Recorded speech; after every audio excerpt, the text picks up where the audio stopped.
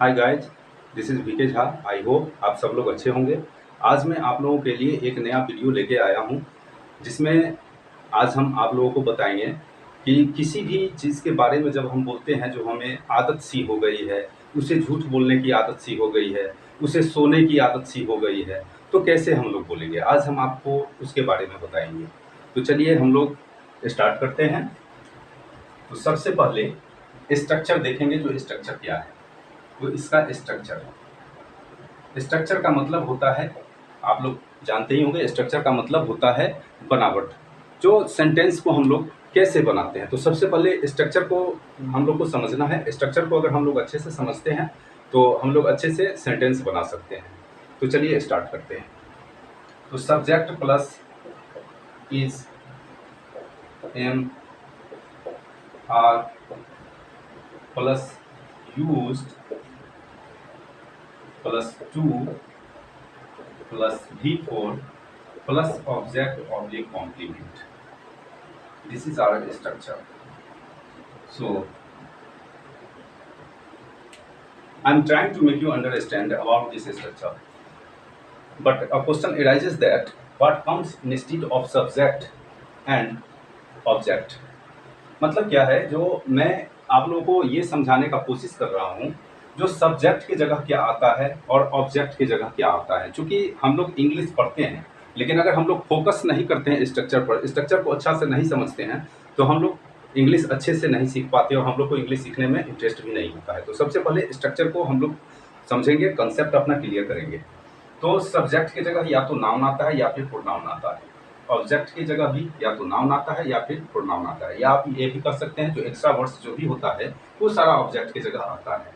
Is am are, we discuss about is mr. Is a verb will be used according to subject. If subject is third person singular number, then we will use is. If subject is first person singular number, then we will use m. And apart from this subject, with every subject r will be used. कहने का मतलब ये है, जो अगर subject third person singular number होता है तो इसका यूज करेंगे, अगर subject first person singular number होता है तो एम का यूज करेंगे। बाकी सभी सब्जेक्ट के साथ कोई भी पर्सन कोई भी नंबर हो सब्जेक्ट में, तो सभी के साथ आर का यूज करेंगे। प्रेजेंट में हम लोग ऐसा करते हैं। तो इसके बाद यूज्ड का इस्तेमाल करना है, क्योंकि आदत को रिप्रेजेंट करना है, हम लोग को आदत को जो है दिखाना है हमको।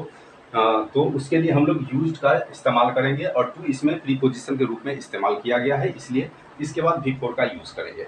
और ऑब्जेक्ट के बारे में मैंने ऑलरेडी आप लोगों को बता दिया है। तो चलिए कुछ सेंटेंसेस पर बनाते हैं।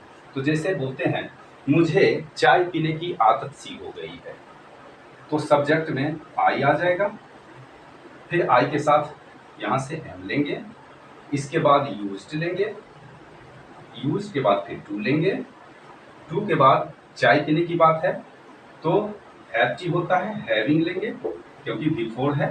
हैविंग क्या पीने की, तो चाय पीने की। ट्रांसलेशन कंप्लीट सेंटेंस क्या बन गया, I am used to having tea, I am used to having tea. क्या बोलेंगे, I am used to having tea. तो इसको ऐसे हम लोग बोल सकते हैं, जैसे बोलते हैं उसे सोने की आदत सी हो गई है। जैसे हम लोग बोलते हैं, मान लो कोई व्यक्ति है, कोई पर्सन ऐसा है जो हमेशा सोता रहता है, तो बोलते हैं उसे सोने की आदत सी हो गई है। ठीक है।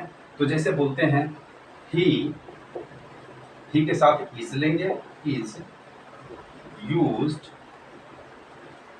फिर टू लेंगे, टू। अब सोने को क्या बोलते हैं, तो sleep, sleeping. He is used to sleeping, उसे सोने की आदत सी हो गई है। ठीक है।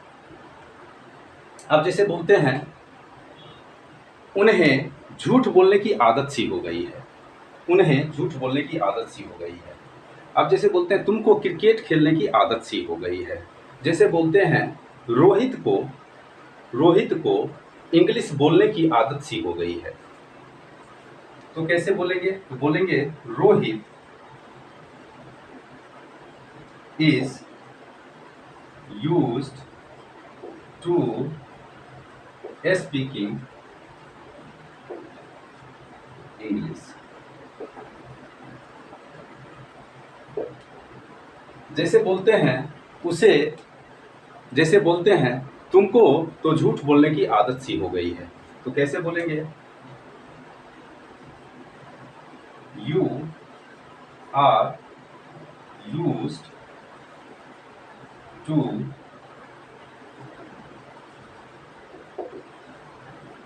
Telling a lie. Complete sentence क्या बन गया? You are used to telling a lie. Complete sentence क्या बन गया? You are used to telling a lie.